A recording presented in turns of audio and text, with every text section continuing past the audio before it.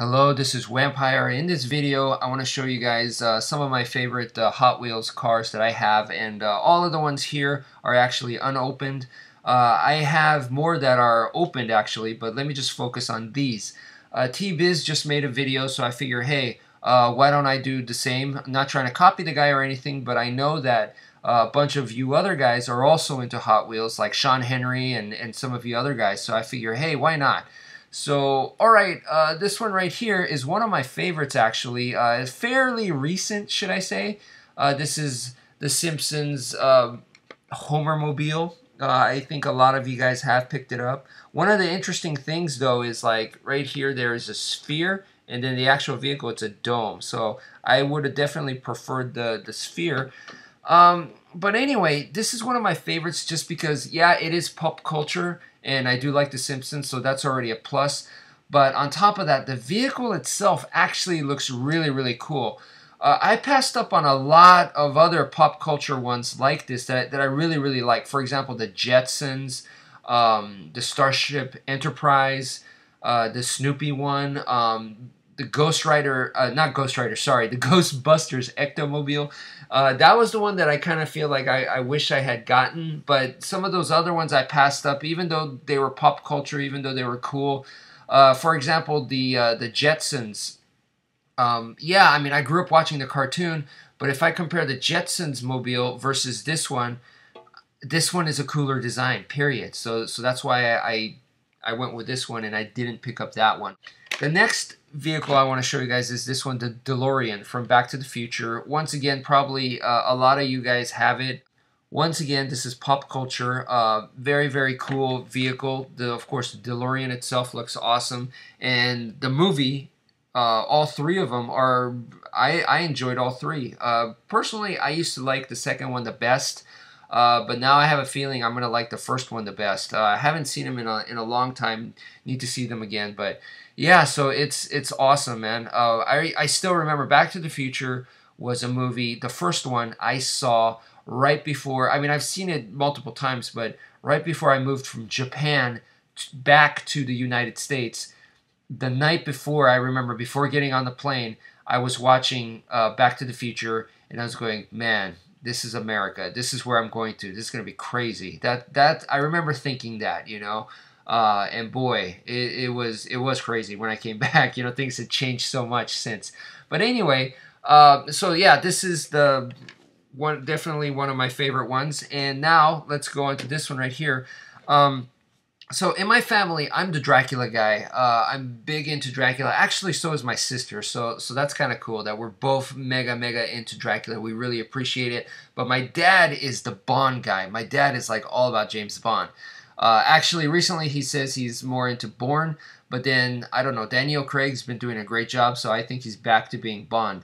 But anyway, so this one right here, because my dad's such a Bond guy, I've seen all the Bond films when I was a kid. Seen it many times, and The Spy Who Loved Me, definitely one of the ones that I really enjoyed. This is the Lotus. I really like the Lotus. I like that it changes into submarine of all things. They do have the submarine version. I don't think they have it in this. This is the standard Hot Wheels packaging. They also started making the fancier ones that they cost like, I don't know, like $3 or more. They cost a lot more than the normal ones. And I think in that version, they have the one where it's fully transformed into a submarine version. I don't mind with this one right here. And plus, like I said, this is 99 cents or $1 or something like that. So cannot complain with this. All right, so next up is this one right here, the classic, the Aston Martin from Goldfinger and some of the other ones like Thunderball and stuff. Man, this is sweet, right? Also nice to see this in the Daniel Craig movies too. What can I say? This is super sweet. Goldfinger used to be one of my favorite Bond films. This actually took me a long time to find it. I knew it was out. I seen other people have it on YouTube and stuff. And I was like, man, how come I can't find it around here? And I just couldn't for the longest time. So anyway, yeah, this one was real sweet. This one, I actually have a crazy story. Back in the 80s when I was a kid, my dad got me the big die-cast version, the one with all the gimmicks. So it had like the machine guns that pop out, the shield in the back, and then it had that launching seat thing. It had all these cool gimmicks on it, and I was like, man, I really, really liked it. And then my neighbor, who was like a car guy. I was an action figure guy back then. So, I mean, still am. And so I had Star Wars figures, G.I. Joes, Transformers. That was my thing. But this kid, my neighbor, you know, we would play together and stuff. He had, like, he was all about cars, vehicles. That's all he liked. He just liked cars for cars' sake. And he had a lot of Hot Wheels and stuff. And so he was just one of those kids that was all into cars. And he got... I'm pretty sure it was a Hot Wheels Aston Martin. So it was basically like this, except it had a gimmick.